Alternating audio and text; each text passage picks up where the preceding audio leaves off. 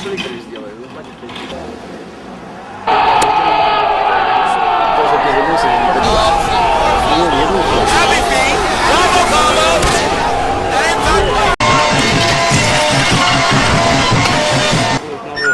Все, сам себе режиссер. Снимай. Тихо, не кричи, чтобы никто не видел.